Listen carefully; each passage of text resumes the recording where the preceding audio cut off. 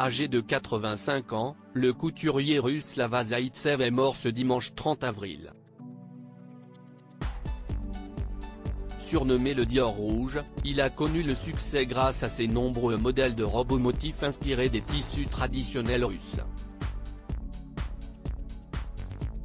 Ce dimanche 30 avril, le couturier russe Slava Zaïtsev, surnommé le Dior rouge, est mort à l'âge de 85 ans, comme l'a confirmé à la AFP la porte-parole de sa maison de mode à Moscou. Elle a aussi ajouté qu'en mois de mars, lorsqu'il a réuni ses amis pour son anniversaire, on voyait déjà qu'il était très faible. Avec plus d'1 millier de modèles créés pendant sa carrière, Slava Zaïtsev a eu un énorme succès à l'international grâce à ses robes motifs des châles traditionnels de Russie.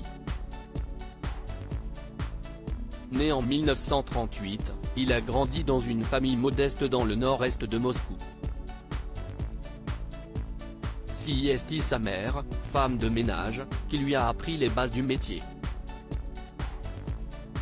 Quand j'étais enfant, ma mère m'avait appris à broder pour que je ne traîne pas dans la rue sans but.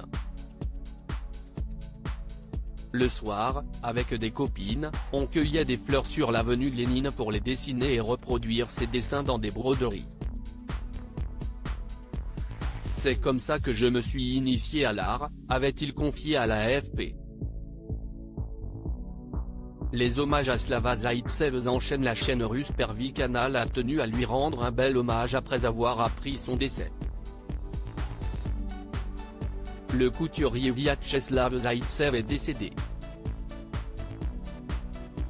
Cette année, il a fêté ses 85 ans, a-t-elle annoncé, avant d'ajouter que cet homme a dicté la mode soviétique et russe pendant des décennies, un novateur qui n'a pas eu peur d'expériences audacieuses.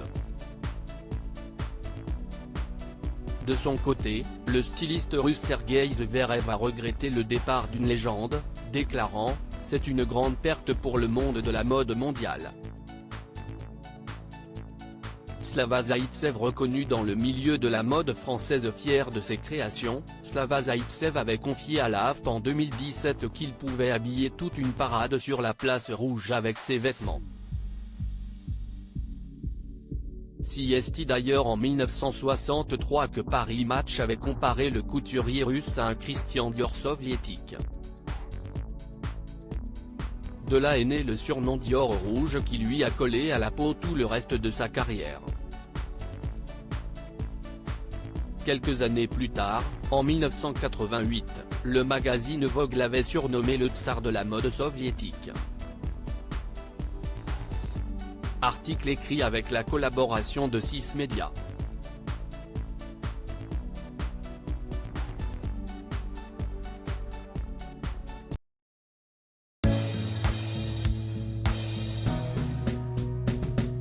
But there's all times through the rough times